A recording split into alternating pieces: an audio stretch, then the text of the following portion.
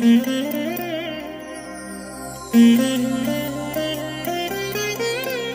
దినం పరము నుండి దిగివచ్చు మాట. ఇది నీ జీవితానికి వెలుగుల బాట. నీ ఒడిలో ఉంచబడిన దీవెనల మూట, అద్భుతాల ఆనంద ఊట. నవంబర్ 25 సంవత్సరమంతా మీరు బైబిల్ చదివి ముగించడానికి ఈరోజు మీరు చదవలసిన లేఖన భాగం ఉదయం యెహెజ్కేలు గ్రంథం 25 మరియు 26 అధ్యాయములు, సాయంత్రం పేతురు రాసిన మొదటి పత్రిక 2వ అధ్యాయము. ప్రియమైన దేవుని బిడ్డలారా, ఈ ఉదయకాల సమయంలో పరలోకముని దిగి వస్తున్న దేవుని యొక్క మంచు మీ మీద సమృద్ధిగా కుమ్మరించబడునుగాక. ప్రియ దేవుని బిడ్డలారా, ఎలా ఉన్నారు? బాగున్నారు కదూ? దినదినం ప్రభు యొక్క సారూప్యంలోకి మీరు ఎదుగుచూ ఉన్నారా? ఆయన కృప మీరు అపరిమితంగా అనుభవిస్తున్నారా? ఆయన జాలి కలిగిన దేవుడు, ఆయన కృపా క్షమాపణలు కలిగిన దేవుడు, ఆయన దీర్ఘశాంతుడు, ఆయన మహిమాస్వరూపి. ఆయన తన ఆలోచనను మన జీవితంలో నెరవేర్చే దేవుడై ఉన్నాడు. అట్టి దేవుణ్ణి ఈ ఉదయకాలం మనం ఆరాధించడం, ఆయన స్వరాన్ని మనం ఆలకించడం ఎంత గొప్ప భాగ్యం దేవుని బిడ్డలారా. ఈ ఉదయకాల సమయంలో ప్రభువారు మనకిచ్చిన ఒక వాక్య భాగాన్ని చదువుకుందాం. 111వ కీర్తన 9వ వచనం. ఆయన తన ప్రజలకు విమోచనము కలుగజేయువాడు, తన నిబంధన ఆయన నిత్యముగా ఉండ నిర్ణయించువాడు. ఆయన నామం పరిశుద్ధమైనది, పూజింపదగినది. నా ప్రియమైన దేవుని బిడ్డలారా, దేవాది దేవుడు ఈ ఉదయం ఒక చక్కటి వాగ్దానంతో మిమ్మల్ని ఆయన ఎదుర్కొంటూ ఉన్నాడు.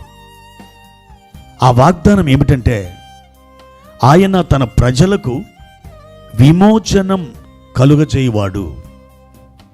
విమోచనం ఎవరికి అవసరం? బంధించబడిన వారికి, కట్టబడిన వారికి, భారాల క్రింద నలిగిపోతున్నటువంటి వారికి. అవును, మీరు అనొచ్చు, అయ్యా మేము కూడా కట్లతో కట్టబడి ఉన్నాం, భారాలతో మేము విలవిల్లాడిపోతున్నాం, మేము బంధించబడినటువంటి వారం. అవును దేవుని బిడ్డ, ఒకవేళ ఇదే గనక మీ పరిస్థితి అయితే ఈరోజు ఒక అద్భుతమైనటువంటి వాగ్దానంతో ప్రభు మిమ్మల్ని కలుసుకుంటున్నారు. ఆయన మీకు విమోచనను ఇవ్వడానికి మీ యొద్దకు ఆయన సాగి వస్తున్నాడు. ప్రియ దేవుని బిడ్డలారా, మట్టలాదివారం రోజు యేసు ప్రభువారు ఒక గాడిద మీద యెరూషలేమునకు జైత్రయాత్ర చేస్తూ వచ్చినాడని మనకు సువార్త గ్రంథాల్లో కనిపిస్తుంది. అయితే ఆ గాడిద మీద మన ప్రభు అయిన యేసుక్రీస్తు వారు యెరూషలేము దేవాలయానికి రావడానికి ముందు ఆ గాడిద ఏ స్థితిలో ఉన్నదో తెలుసా? అది కట్టబడిన స్థితిలో ఉంది.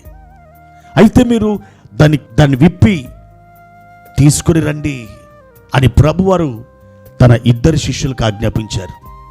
వారు వెళ్ళి కట్లు విప్పి తీసుకుని వచ్చారు.